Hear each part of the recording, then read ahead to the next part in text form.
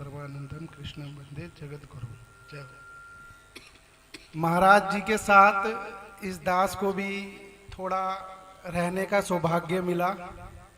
अभी पूज्य हमारे जो नरेश भैया जी हैं गाजियाबाद वाले, तो वो उनके पास ज़्यादा उनका स्नेह हो गया था महाराज जी। तो वो पूज्य नरेश भैया जी का ही सत्संग सुनते रहते थे, जहाँ भी खाना पीना स्वामी, क्योंकि नरेश भैया जी अभी 40-44 साल के ही हैं। स्वामी जी महाराज जी से जब वो मिले थे तो स्वामी जी से उन्होंने बोला कि मेरे को भगवत प्राप्ति करनी है, नरेश भैया जी ने।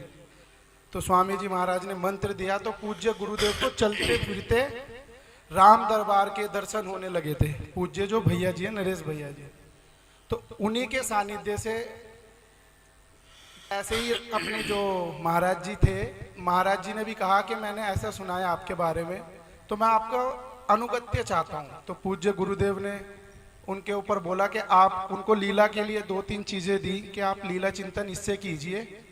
तो एक दिन पहले ही बात हुई थी भैया जी से, तो वो बता रहे थे कि मेरे को सेठ जी की हवेली में 3 से 4 साल के घुटने चलने वाले जो लड्डू गोपाल जी हैं उनके दर्शन हुए हैं।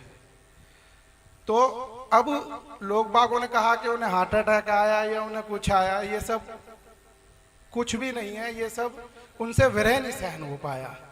जो भगवान से मिलने का विरह है ना, उनसे वो नहीं सहन हो पाया। तो वो रोना सिसकना, 1-1 2-2 3-3 घंटे रोना, तो वो उनसे बिल्कुल भी नहीं सहन हो पाया महाराज जी से। तो महाराज जी यही कह रहे थे कि मेरे जीवन का जो धन है वो मेरे को मिल गया। अब उनका धन किसके पास है वो उनको कुछ नहीं फर्क पड़ता।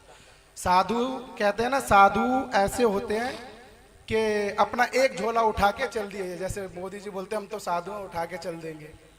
तो ऐसे ही साधु संत ऐसे ही होते हैं कि उन्होंने सिर्फ कुछ नहीं करा अपने जीवन में, अपने जो उनकी प्राप्ति थी उन्होंने भगवान की प्राप्ति करके अपने चल दिए। तो उन्हीं के मार्ग पे हम भी ठाकुर जी से प्रार्थना करते हैं कि ठाकुर जी हमें भी अंत समय से पहले ही अपने दर्शन देना, और कोई किसी भी संत हृदय में किसी के भी, जितने भी संत महात्मा बैठे, किसी के प्रति भी अपराध ना हो, क्योंकि अपराध बहुत गंदी चीज है।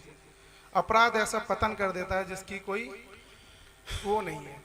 तो महाराज जी बस मैं यही चाहूँगा कि जीवन में वो जहाँ पर है ठाकुर जी उनको मंगल में तो कर ही रहे हैं, बस इस दास से भी कभी किसी के प्रति अपराध ना हो।